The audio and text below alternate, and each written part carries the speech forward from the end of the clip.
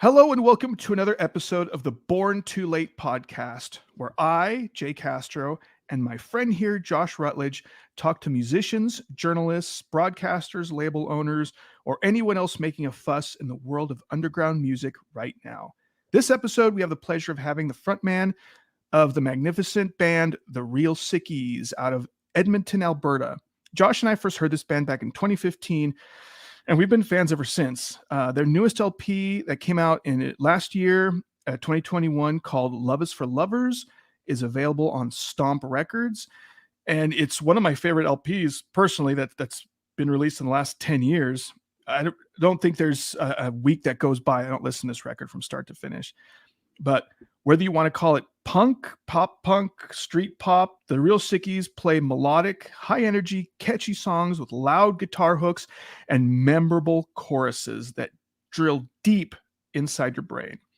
And now, enough of my incessant babbling. This is the Ben Disaster episode. I feel like I bumble my words right there when I say incessant and memorable. That sounded good. All right, cool. Thanks. When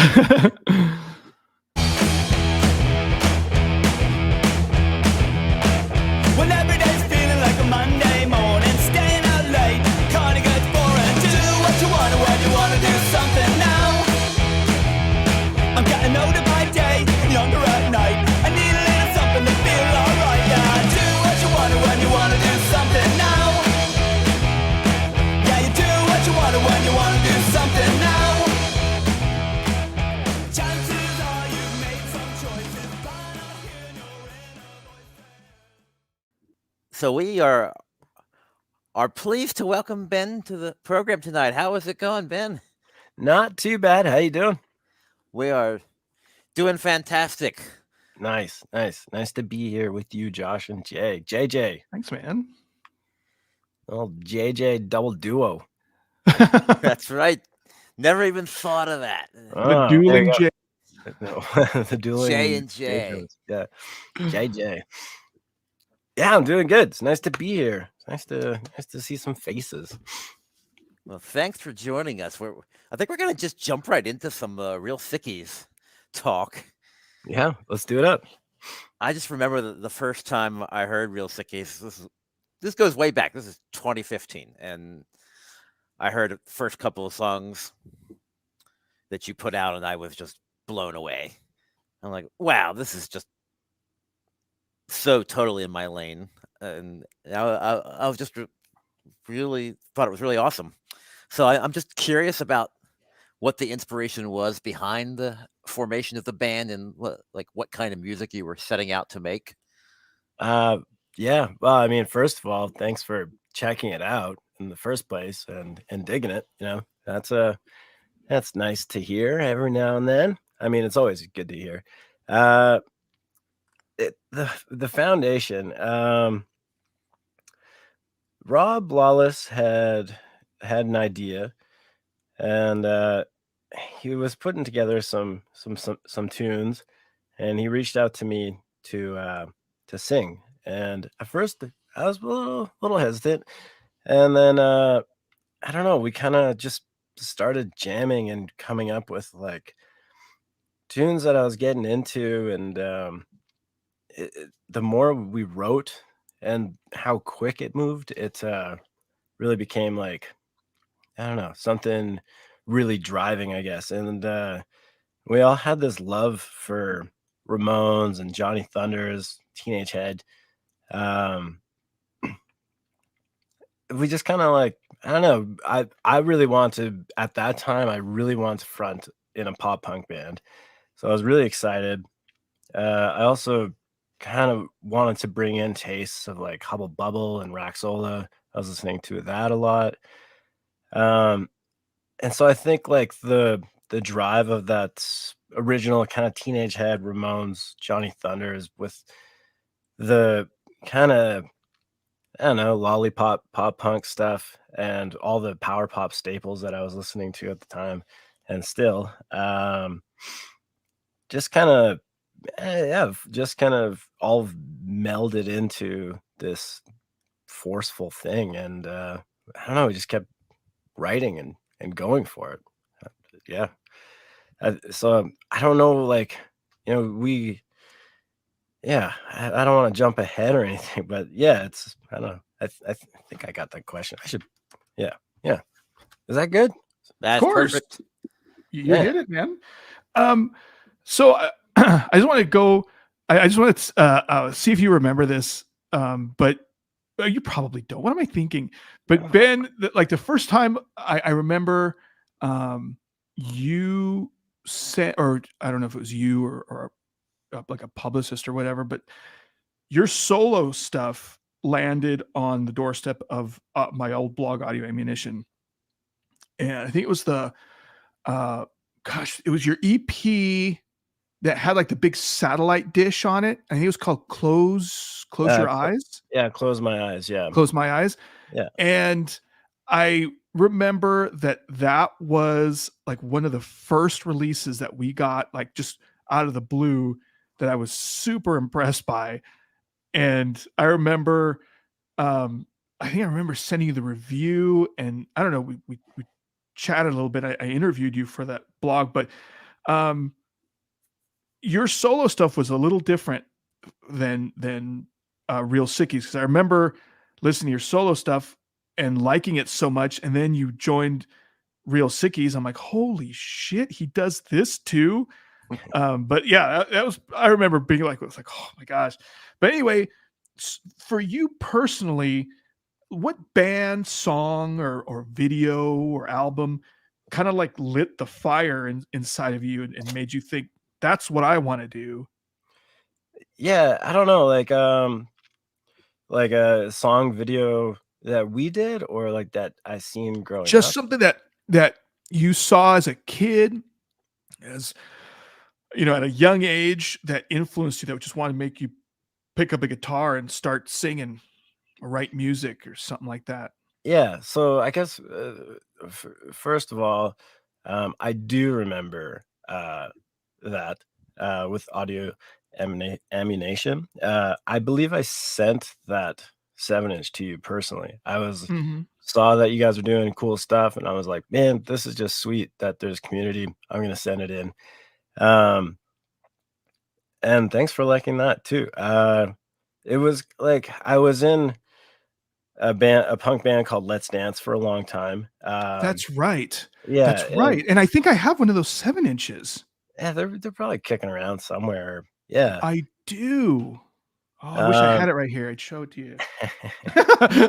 yeah, there was some fun stuff, and I just kind of like I was touring around with that a lot, and I had bad hand injury or whatever, and then I started doing the solo stuff and want to get more. Um, I don't know. I wanted it to be more of a band feeling.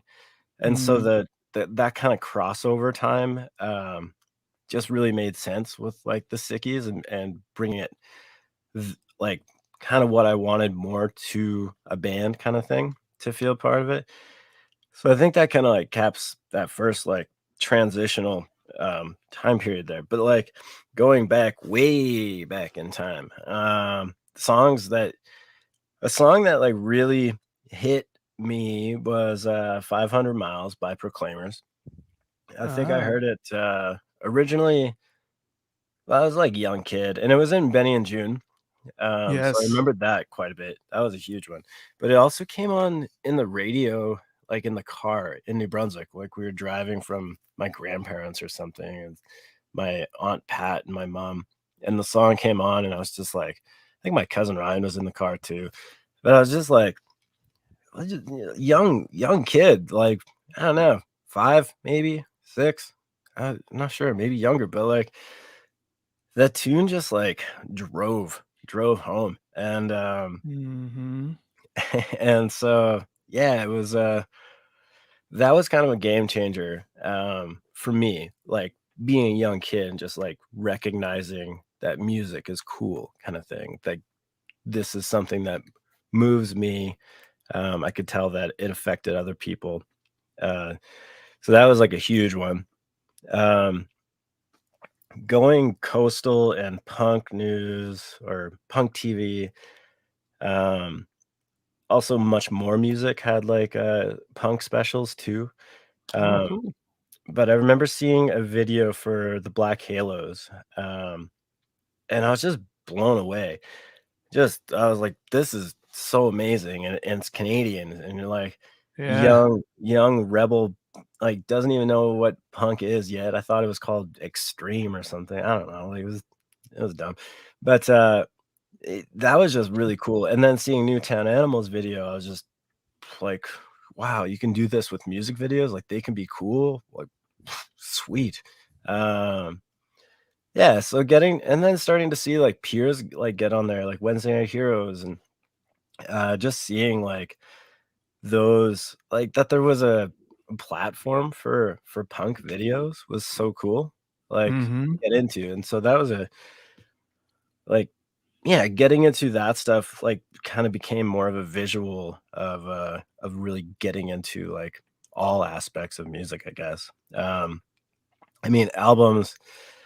I grew up on like Green Day, Insomniac, big time. I think it was like the second day of kindergarten because I think I got driven to kindergarten on the first day. My parents wanted to, get me into kindergarten, drive me there, but then I got to take the school bus the second day, and there was I don't know, I guess elementary. I thought junior high, but everyone looks so big when you're that small. Um, yeah, she had made me a tape because the bus driver would allow like these kids to bring their own like mixtapes and whatnot, and they would pop it in the bus and all these. What? Oh, Yeah, that's it awesome. was so cool. It was rad. I mean, every Friday, I think it was kind of it changed to be more of the Ace of Base kind of like scene, which was fine, but I wasn't as into it. And then it seemed like Thursdays we'd be listening to Nirvana, Wednesdays you'd be listening to Offspring, Tuesdays you get to listen to Green Day. Like it was an amazing bus to be on, to be honest. That sounds like it. So I got to like I just really got into Green Day and Nirvana, not as much, but Green Day, like later on I was like, Nirvana rules. Offspring has some hits, but Green Day just like at that young age really got me pumped. And I got this tape. I think it was like uh Nimrod and Dookie on B side, A side, B side. And then I got another tape that was Weird Al and The Simpsons, A side, B side.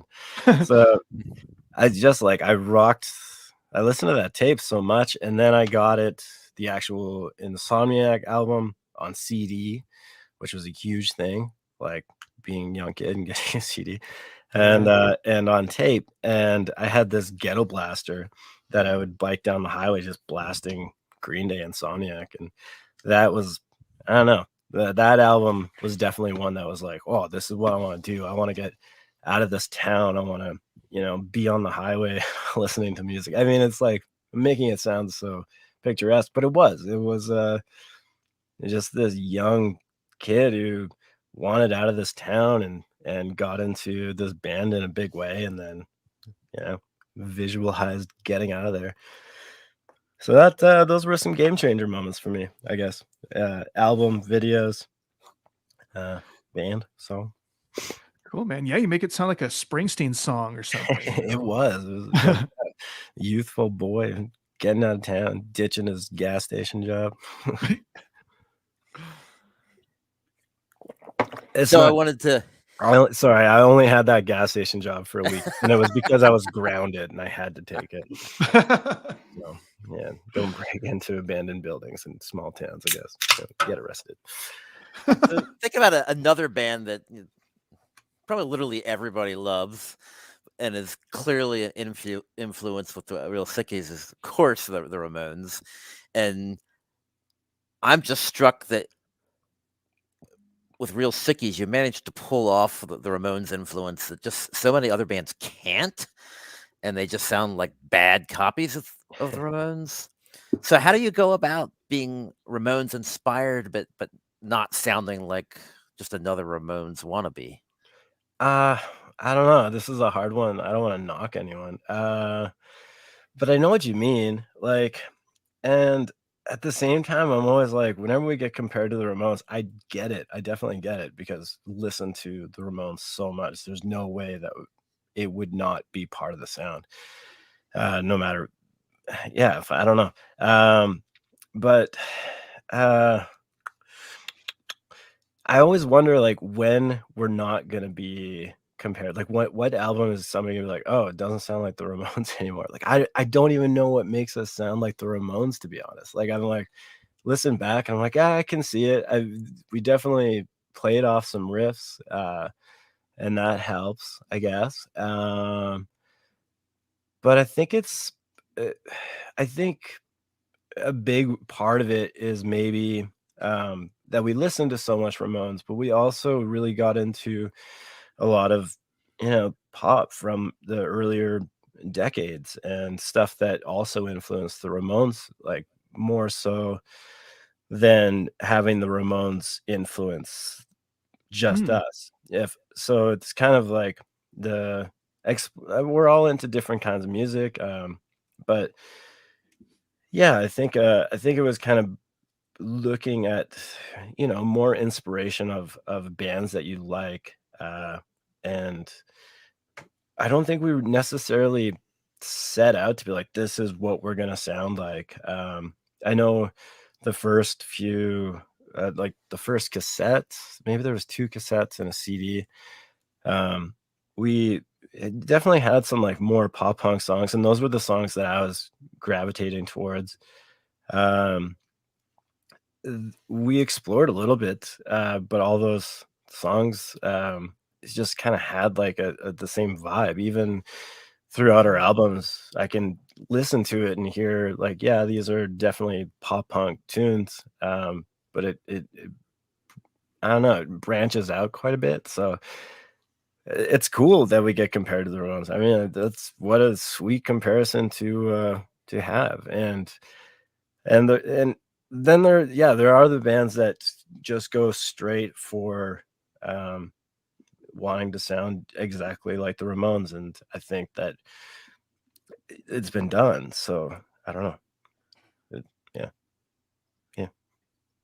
Yeah, so I totally hear you, but um, I'm gonna go a little bit off script because personally, I think my next question is kind of lame because we've been talking about it the whole time. But I wanted to ask you this: so you mentioned the term pop punk, and I first of all, I think it's cool that you referred to your own band as pop punk, and I'm always kind of nervous about that because it seems like lately people don't like that term.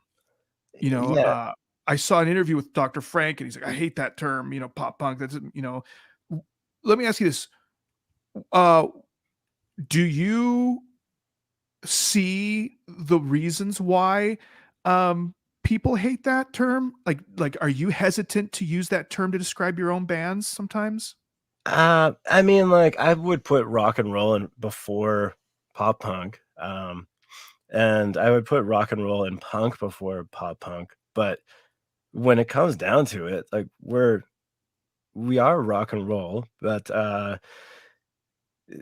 and we're punk, but we're a pop band. Like, we're poppy. Like, the songs are catchy, so it's pop, Yeah. and there's nothing wrong with being pop. Pop is great. Pop's exciting, just say pop, pop. You can't say pop without being like, yeah, what a great word.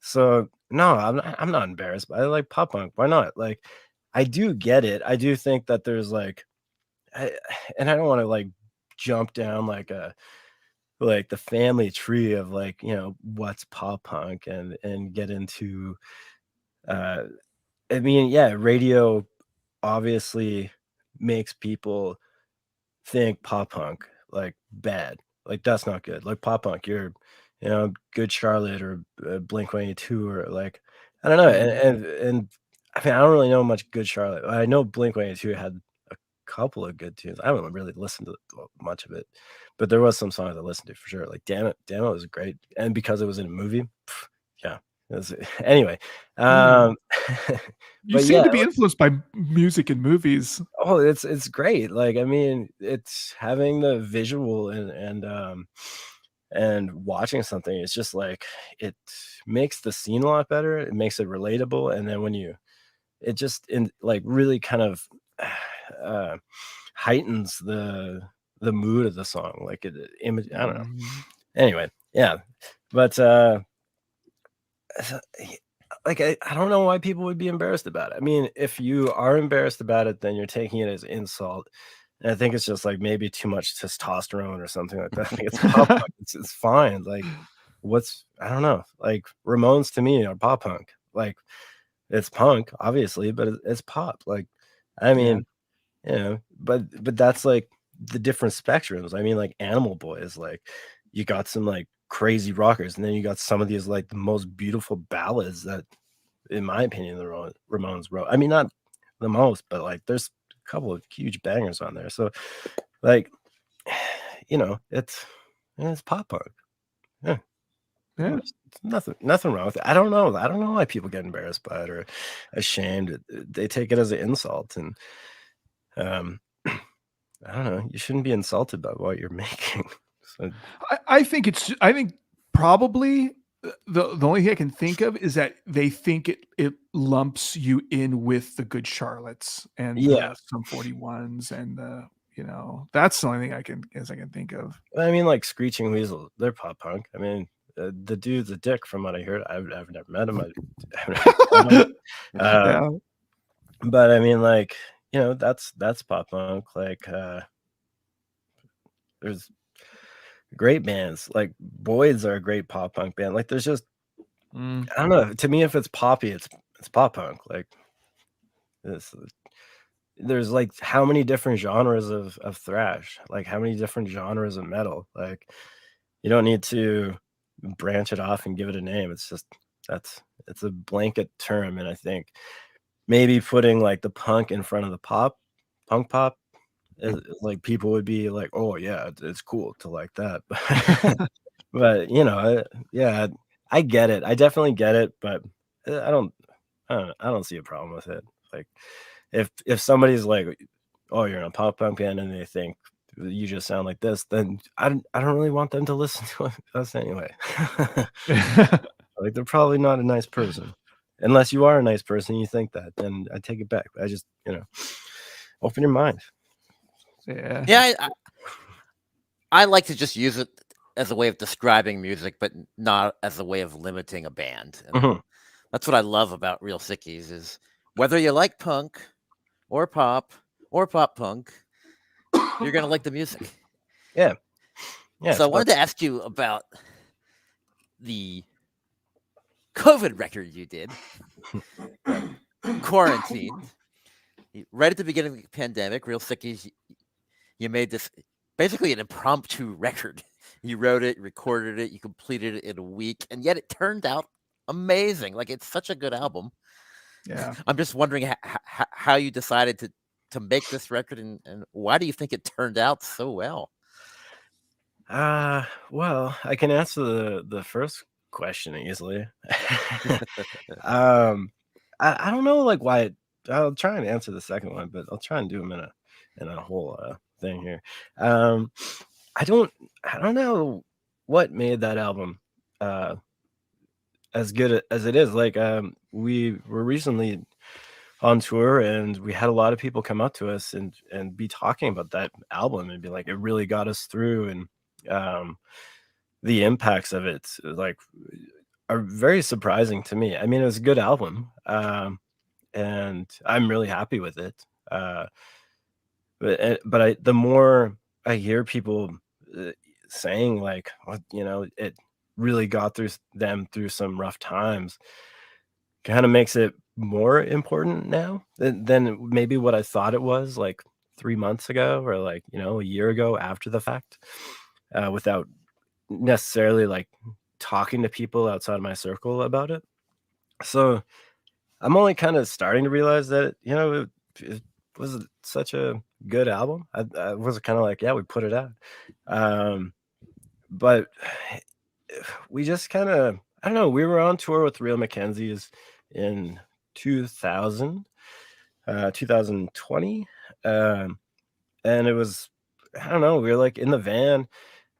Uh, not really aware of what was going on. Like, I remember leaving on tour and hearing about this like potential virus, like pandemic thing coming, and kind of like, what a weird time to be touring.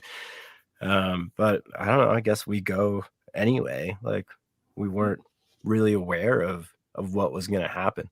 Yeah. And but we were like, okay, well, we still gotta work, so let's do it. And it was a couple of days in, like it swept really fast, obviously. Like, no matter where you were or what you were doing, it came in really quick, and just kind of like really, uh, I don't know, it hit home like in very close ways, in a lot of different ways, and really quick. And so while we were on tour in the van, we were kind of like not necessarily aware of what was going on, like hearing from our partners being like, like toilet paper is out, like it's like shit, people are going like wild, and we haven't stepped foot in a grocery store, um, haven't been outside of the van except for the venues, like not really, just still kind of in this weird bubble that was kind of just shrinking. And you're like,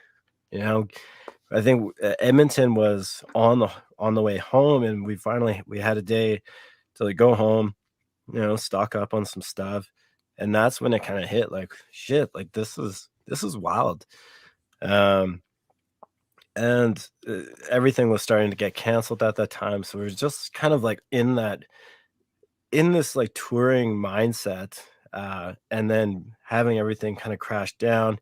We knew that we had this much time left in the tour, kind of thing.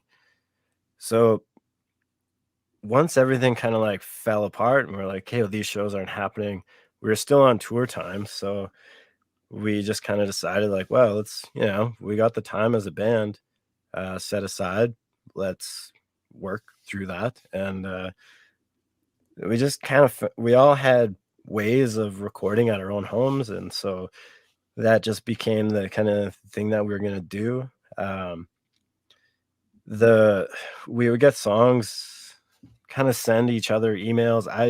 I went back to work, so I'd be working and listening to these demos coming in, and also trying to write, but then like basically writing down lyrics on the fly the day of. So I was kind of like getting two songs, write lyrics for it as soon as I heard it. Whatever came to mind, like right then, was basically what it was going to be. And which sounds like hard, but all the information was right there, like right in front of you. You couldn't escape COVID at the time. Like, it was just, I mean, it took this long to just kind of start to be able to breathe a bit. But Yeah. like, so I think even like when I was recording vocals, I could hear like CBC radio in the background, like, like the line, like, how many more friends got laid off today? It's like, like literally as you're singing a song, having this ghost radio signal whispering in your ears, like what the next song is going to be. Like, it just really came together. And I think because it was very an impacting time for everyone, that maybe it just kind of hit, because we hit it very fresh with just like, oh shit, this is what's happening. This is what we're in store for, and try and have a little bit of like Pollyanna to it, but with this, like, knowing that like friends have lost their loved ones already, like knowing that this is serious. So yeah, I don't know. I can see why it impacted people now. I think at the time it was just like, okay, it's a good distraction.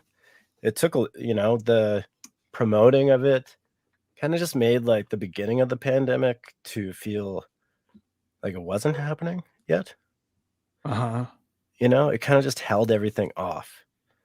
And then making music videos for it too is like not being able to be with each other. The other thing was like everyone on that album was working that same like speed. Like everyone was like recording and mixing. Like the mixing and recording took tons to go through. Like getting all these files sent to you and having to go about it that way without much like room to be like, do this again. There wasn't time for that. It was kind of like, this is what we got, which kind of made it a little bit liberating for me too. I got to get away with some stuff like vocally that I was pumped on, but I maybe wouldn't have passed had there been like more time to do something else, you know? So the fact that it was just like, it was just very real and to the point and with a mission to get it done within that working time space. So but yeah, then making videos for it really kind of pushed the pandemic back too, and having to get like creative that way. It was weird. Like we during the last 2 years where everyone was in lockdown, we released 2 albums and probably I don't know, like 6 or 7 video. I don't know, 5. Yeah. Yeah, that's what was actually I was going to ask you about next is your videos. I mean, is that something you guys like doing? Yeah, we love it. It's so fun. It's I don't know. It's a great way to like expand your audience in a way. Like, and by that I mean some people just like listening to records. Maybe some people just like watching videos. I don't know, but kind of it's like having the insert in a jacket and like insert in a LP jacket. You get to read it, and you kind of get more connected with Yeah. it. I really like watching band videos. I think So do I. yeah, like having that much music stuff growing up when it was like just actual like videos, punk videos too, like having the punk shows. Anyway, yeah, we love it. It's just fun. It's like you get to ham it up a little bit, and you know, it's not every day that you get to sit in an airplane or like, you know, spend $100 on cake mixing stuff. You just get to I don't know, you get to be creative with it and do fun stuff. I don't know. Yeah, making videos is I think it's an important part of being in a band. To me, That's what I was going to ask next, actually. Yeah. yeah, I feel like it's important. Like having that extra content is just it's a good way to engage with your fans, and it's a good way to engage with yourself and learn like maybe more of what not just the song, like kind of what is like the feeling of the song or theatrics. If you want to go like really, you know, art about it, or you can have a video about absolutely nothing related to the song, but it still could be a great video. Like those chats videos like are amazing, and just seeing like that's and Ammo and the Sniffers, like there's these videos that would come out and would still get me more engaged in a band. Sleeper Mods, like just being able to watch these videos and like also watching old Buzzcocks videos and like old, Yeah. like 999 stuff. It's like I don't know. There's just such a part of it. Like it's part of the album to me. Like you got to have videos. Yeah, dude, I totally agree. I mean, I think it's really interesting that you mentioned it's like an insert to a record. You know, a lot of people these days, you know, listen to your music on Spotify or on, you know, iTunes or whatever, and they don't necessarily have something like that. And I think, like you were saying, I think it's important to have a video, or it's huge benefit because that's another way that someone's going to have to connect with your band, your music. That's not going to have that album sleeve, you know. Mhm. But yeah, I totally agree. I love Right. videos. I'll sit there and watch. Dude, I go down the YouTube rabbit hole at least like 3 or 4 nights a week. I'll be like, oh, I'm going to watch this old, you know, video, and then this old Devo video, and then all the recommended ones. And I'm like, Yeah. oh, and the next thing you know, it's like 3 hours. and you can find a lot of cool bands that way too. Like, I would like for a while, like, yeah, dig music through YouTube. Just I'd look up certain things, and then my algorithm just got to a good spot where it was like all these sweet bands were popping up. I'm like, yeah, Yeah. I can deal with this. This is cool.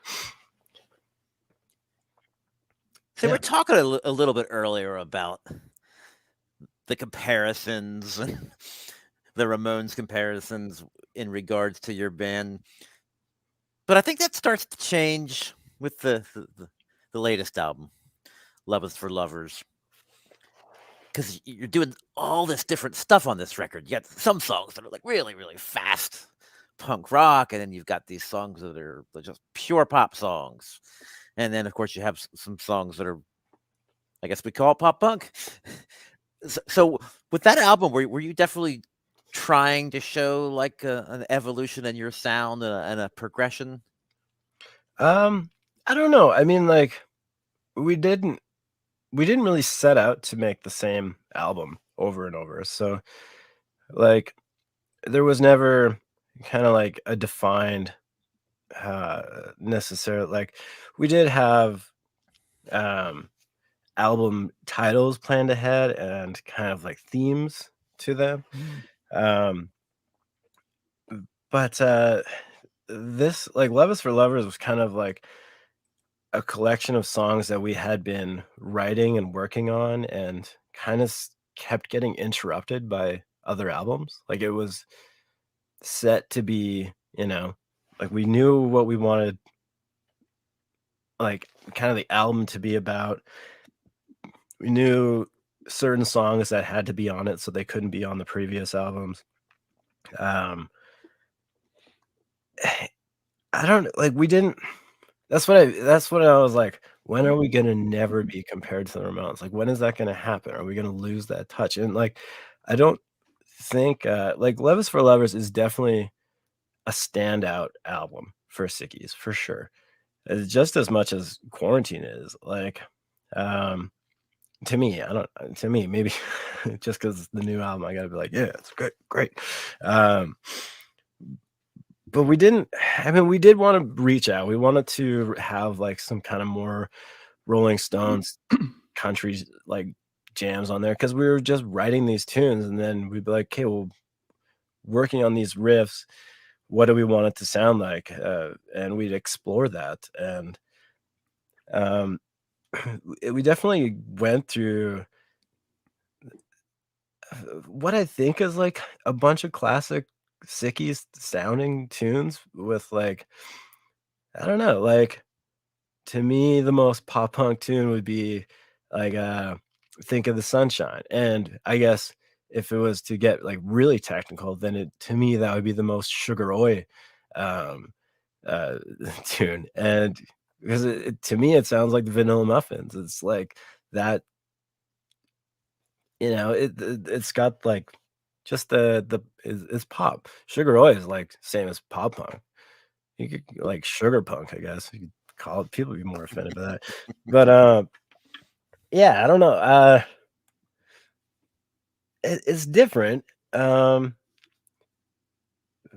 but, like, I'm trying to even think, like, what songs on what, but Tear It All Down, that was like that's like a 30-second ripper of a tune, um, and it does, like, definitely jump all over the place, but in this kinda really cohesive way. Like, I don't really understand how it works. We had Mario Nevia come in for that, and he worked a lot with us on those tunes, and, like, we had demoed that album a few times. It was kinda like losing your mind, especially compared to Quarantine, where it was just like, um, so when Mario came in, we just kinda, like, really took a look at what is actually going on with these songs, um, and trying to make them sound, they didn't have to sound the same, just make them sound like each song, and that was kind of the more focus on that last, LP, Love Is for Lovers. Yeah. Cool. So, first of all, dude, you don't have to be modest because Love is for Lovers is a friggin' titan of a record. Okay. I just want to say that. And I want to say that Communication Breakdown is probably one of the best track one, side one song of friggin' history. Okay. I dare anybody that's listening that has never heard this band to listen to that song, listen to Communication Breakdown on Love is for Lovers. And if it doesn't make you sit your ass down and listen to the whole thing, then you shouldn't even be listening to this podcast. That's pretty bold. I'm going to throw the gauntlet down on that. Oh, there's two Okay? gauntlets. Yeah. But yeah, man, it's a great record. Great record. Thank you.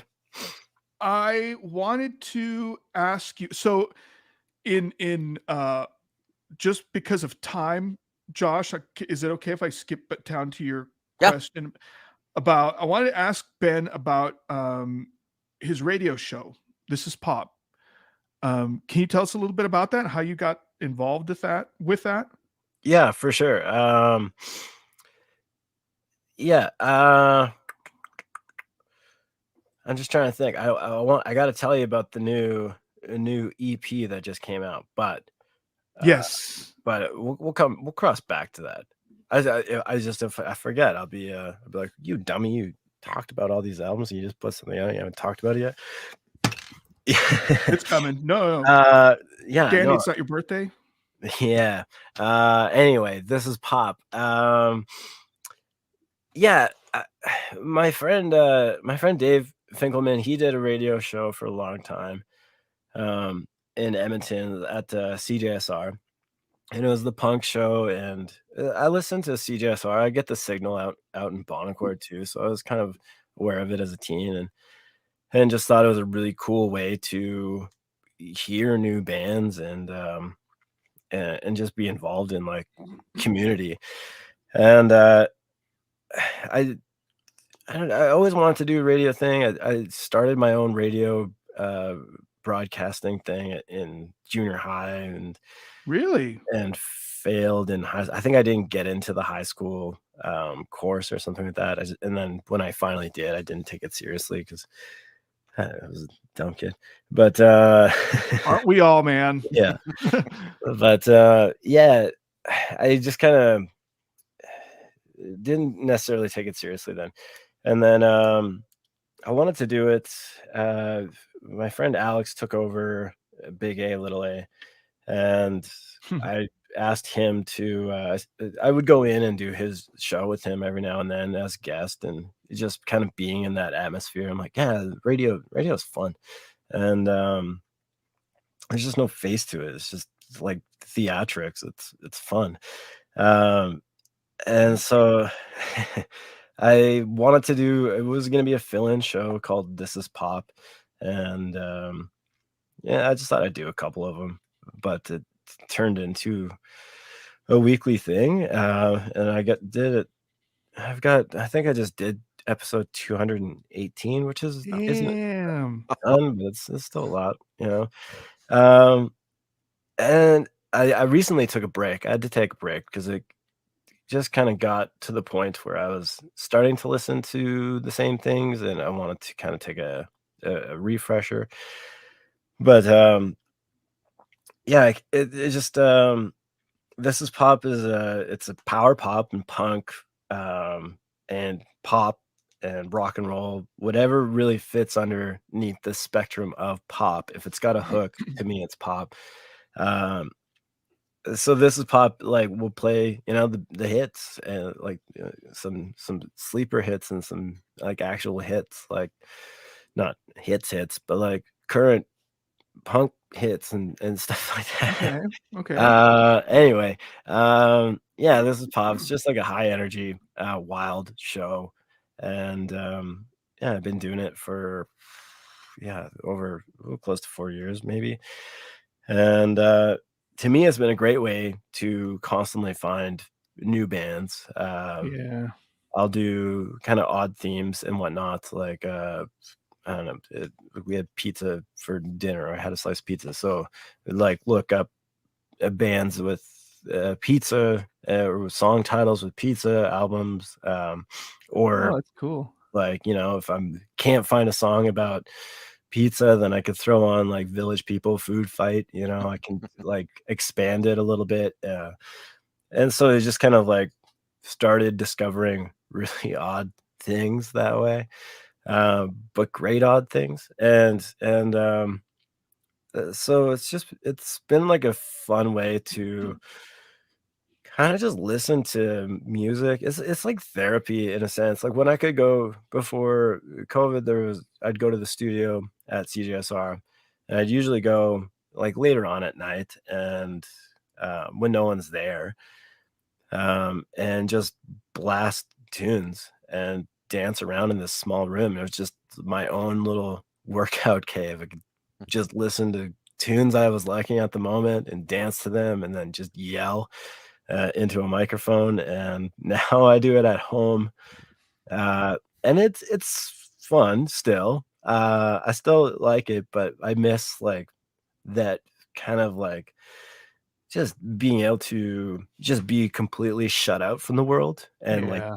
just in like this one zone kind of thing, like the escape to get to the escape. And so I still like doing it. I really miss that kind of in studio vibe.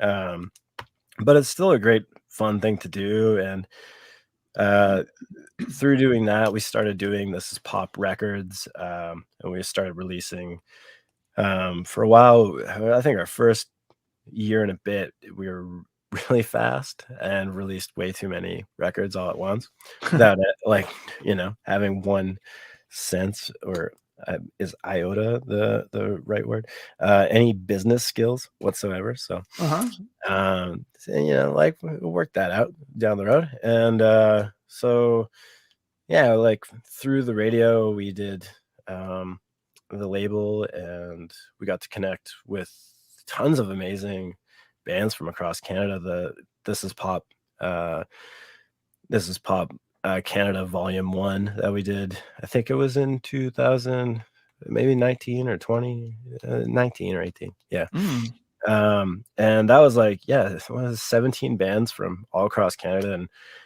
it was just, I mean, it was amazing to put together, and getting to meet all of those bands in person and drop off the records was really great. So Oh, wow. That's pretty cool. yeah, it was rad. Like we put it out, and Real Sickies were heading out on a Maritimes tour. So maybe it was 2018. I don't know. My years are all messed up, but a couple of years ago, released this compilation, and Real Sickies were on tour on the East Coast, so we got to drop off records in Halifax to Out of Controller, Designosaur, Future Girls. Then we got to do Moncton, where it was well, Eric's band, Cheap Wine, and then Montreal, we got to hook up with Pale Lips, Sorrels in Winnipeg, and Fashionism, Mandelbaums, like Mandates, like just all the kind of Canadian bands that were like active at that time. No Problems on there. Anyway, it's a fantastic comp. Like really cool to be able to put all these bands that I was playing on the radio show a bunch onto one record, and of course I had to sneak Real Sickies on there because, you know, like they'd be stupid if we were Of too. course. It made sense. But yeah, no, it was super cool thing to do. And so I don't think it would have happened without This Is Pop Radio. I think that was kind of a something that really spearheaded a lot of things and kept me very engaged. Not that I think I was going anywhere with music, like not going anywhere, but like leaving it or anything like that. But yeah, it just kind of like solidified my enjoyment and passion and love for just listening for new tunes all the time, and getting to share that with other people. So it was another way to perform and make people pretend that I want to be heard by people and be like out there when, you know, pretty closed in. But it's fun to have those loud outputs. So let me ask you just two things real quick. One, is you doing the This Is Pop from your house? Is that just because of COVID, or is that just how you're going to start doing it from now on? It was just from COVID. It was the studios got shut down here, and so it was kind of just found a way to do it. And I was DJing. I was able to, I don't know, I had this like high paying DJ gig, side story or whatever. But I was able Nice. to buy a laptop with it over the summer. It was like, and then I got to do the show on my laptop. So I actually would take that laptop with me and on tour, and I'd be making the shows in the van, sending them to the radio station. So like, you know, anywhere that I was, like if I was on the ferry, I had to record stuff. It was just, you know, it was kind of a nice portable way to do it. But I took that laptop into the bathtub with me, and it drowned. And Oh man, I always have that fear. it's Because I take my tablet in there again to read comics, and I'll be like sitting there, and then sometimes I'll nod off, yeah. and I'll go, you know, the tablet will just kind of do this, Well, like, yeah. well, sorry, it'll almost hit the water. I'm like, oh my god, what if that ever happened? I'd cry. Yeah, you got to be careful with it. Like I was just lounging. I had a board across the bath, and so you know it wasn't gonna fall in. But then I was in there and I was enjoying this movie, and the water started to get a little chilly. So I was like, oh, I'll just run the hot water a bit. And the water was just hitting the board, so it was splashing into it. So somehow I salvaged it with an external hard drive and made that into the hard drive. Then it crashed. Now I'm using this hunk of junk, which I got working for the show. So now I got even better upgrade. So I just upgrade these computers. Anyway, what was the question? Oh, the next thing I just want to say real quick. So your link, just FYI, and I can cut this out of the show if you don't want to have it, but to the link on your band's Bandcamp page to the This Is Pop Records, it doesn't work. Oh, well, that's good to know. I never check it, so yeah, it's not working. So okay. I'm like, oh, is this gone? Like I thought maybe. Is it to the Bandcamp? It's if you go on the Real Sickies Bandcamp. Oh, okay. And then underneath where it says This Is Pop Records, yep. There's like the link to the This Is Pop Records site is doesn't work. Under Real Sickies? Uh-huh. Oh, you got Linktree. I'm looking at it now. Yeah. I'll look at it later. I'll look into that. Thanks for the heads up. I don't know what's going on. I know just FYI. Yeah, no, we are basically working with like Real Sickies working with Stomp now. So This Is Pop is kind of part of it, but I don't know about the link there. But anyway. I kind of thought maybe well, you let it go or whatever. Since it could be an expired thing too. Yeah, Josh, did you have anything? Oh, we wanted to ask you about your EP, right? Yeah, we would kind of love to hear, kind of, because it's such an insane story. Yeah, and I saw that. With this being such an insane story, I just think it's amazing that you somehow turned this into this great record. So, could you tell us a little bit about how this whole new EP came to be? Yeah, so the Danny EP. So anyway, yeah, it's like, you know, long story short, pandemic, can't really work. So we were playing a few shows here and there, and then, you know, getting new Instagram followers, whatever. And we got a message, or somebody commented on something like, hey, we sent you a message. It's timely. Can you please check it? So I checked it. Usually I don't, which is why that link doesn't work. Yeah, but I checked it. I'm like, hey, well, what's this about? So this person asks if we write original tunes, and I'm like, you're following the band, like you should know, like, you know, we've released how many albums, whatever. But I'm like, yeah, we write original tunes. What's going on?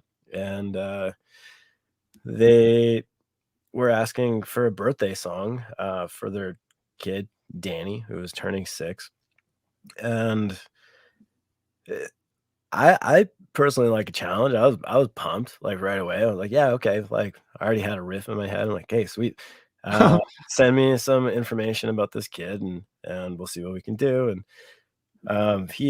I got this very, very detailed list of like his favorite, cartoon, best friend's name, the name of the dog, um, details about carrying this kid through the hallways to make Danny feel like Spider-Man. It's like very detailed. I'm like, man, stop right there. Like you're giving all my lyrics away. Like, all right. Yeah, it's cool. I was gonna say it probably gives you a lot to It was to like the work whole thing. I was just like, well, this song just wrote itself. Like, all right, sweet.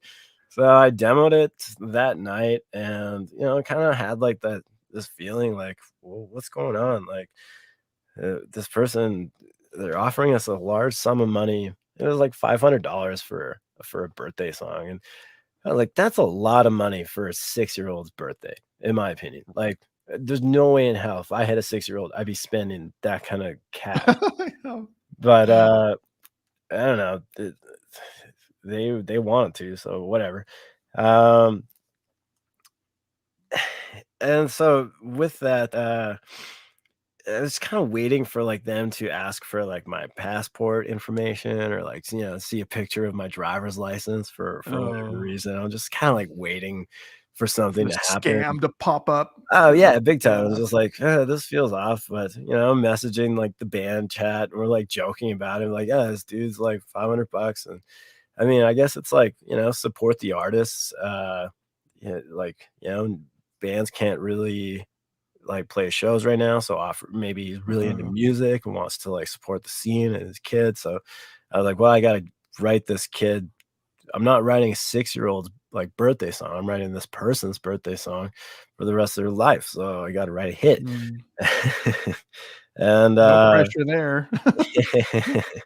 but it became like really fun. And then I'm telling some friends we're playing darts in my basement. I'm like, yeah, tell them the story, show them the song, and start getting these messages being like, hey, like, so our secretary accidentally took out $3,000 instead of 300 because we're going to get 300 up front, 200 later. So he's like, I'm not going to be able to send you the cash for a month. And so I was like, well, like whatever, like no big deal. Like everyone's like, this dude just wants a free song out of you. I'm like, well, deadbeat dad, whatever. Like, it's for the kid, but like we'll send the song anyway. Everyone was kind of mad that we would send it, but it was kind of not the band. The band didn't give a shit. But friends just thought like, these free songs scam, like whatever. And I just kind of, I don't know, I had a feeling it was like still kind of something more. So the next day I'm kind of sitting around and like thinking to myself and like, well, look it up. And so I typed in like original birthday song scam, and a bunch of stuff started popping up, like where people actually completely fell for it. Basically same kind of thing. They get the exact same list of like details and whatnot, and of like this kid, usually the name changes. I should also say in this guy's profile picture, like it was like a tattooed punk looking dude. The kid definitely did not look like he was 6 years old. He's probably in on it too. But yeah, it was just like they went through a lot of work, and to target like artists and bands at that point, like I was just like blown away. But some people like full on like accepted the money. They oversend. So in our case, I think what happened was they actually were like in the middle of a scam already, and probably had like an allotted amount of money in their account to like put in someone else's account, even though it was like fake money. You know what I mean? Somehow that worked. I just don't think they had the money for us yet. But anyway, so yeah, they deposit this money, you oversend, you send back the remainder. So if they're charging you 500 or giving you 500, they send you 3,000, you send back 25. Then whatever you send them, you're out, but their 500 also bounces, so you're out that as well. And then the bank fee is on top of that. So it's just like, it's a small scam. It obviously works, and it's worked on quite a few people. Yeah. So it's pretty horrible. I mean, there's other ones out there, but this one's just, it's so specific. It's not like calling random numbers, and being like, your identity is being stolen or something. But yeah, so it was a wild one. So once we kind of caught on to that, I just rewrote the lyrics.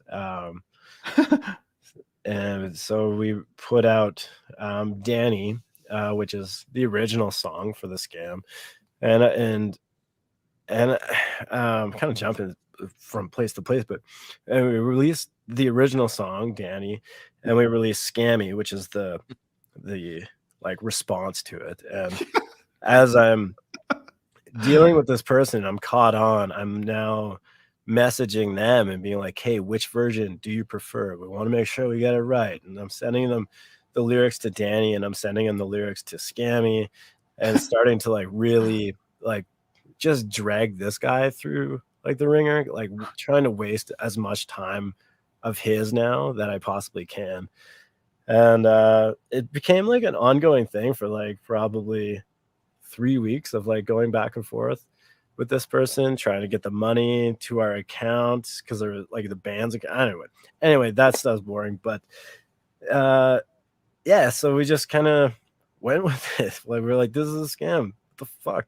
And so That's weird. So yeah, we just released Danny and Scammy, aka Danny, it's not your birthday, and then Happy Birthday, which we kind of turned into like an animal liberation happy birthday song. So that's kind of the icing on the cake there. It's not like, a preachy, you're like, those preachy vegans, no, listen to those songs by them. It's more about I don't know, it's like you don't belong in a zoo and the animals don't too. So on your birthday, if you free them away, then happy birthday to you. It's just kind of Yeah, I remember listening to that. I'm like, wait, what did he say? Yeah. Well, gosh, at least you managed to get a new EP out of this, man. That sucks that happened to you. Yeah, guys. and a video is coming out for it soon too. No, really? Of course, you gotta have a video with a release. Kidding me? Yeah, Cool. so we'll have one coming out pretty soon. I won't say what song it's for yet. Could be Danny, could be Danny, it's not your birthday, Scammy, or happy birthday. We'll see. I can tell you it's not happy birthday though. Yeah. All right, man. Well, where is the best places for people to find your music, to listen to your music, to buy your records, follow you're in your band? Yeah, so people can find the tunes, they can find our tunes like at most of the streaming places that you would frequent. You can find it online, Bandcamp. You can also order our records directly to your local record store, which is kind of nice. You can what else? I mean, how do people get music these days? Like, yeah, online platforms, like whatever one you like to support or not support. Bandcamp is nice. Yeah, you can just, you guys are on are you guys on Instagram? I know you're on Facebook. Yeah, Instagram, Facebook. You guys do Twitter? We don't really do blame Twitter. you. I think there's like an account, but I like pictures, so Instagram's cool for me. And Facebook is like, it's there. I try not to check it too often. So like, I mean, I do for like I guess trying to catch up with business stuff if there's ever something there. But I find like usually like, emailing the band is best way for communication. But like, yeah, Instagram, we definitely have a Real Sickies handle, I believe they're called, and Facebook and Twitter was just, I didn't understand it, how to use it. It's It just, takes getting used to. I Yeah. don't think I ever got the knack of it either. yeah, it just doesn't interest me. Yeah. From what I can tell, I was just like, whatever, I could leave it. Some people like sugar in their coffee, some people don't. I'm not I'm gonna say I like my coffee black. I don't need Twitter. I can read a newspaper. No, I Exactly. just don't understand it.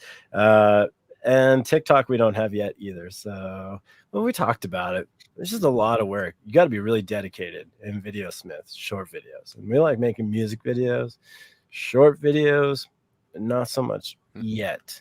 No, I'm not gonna write that off. I'm not gonna say anything further than that, but yeah. But yeah, like, media, socially, you can get in touch with us.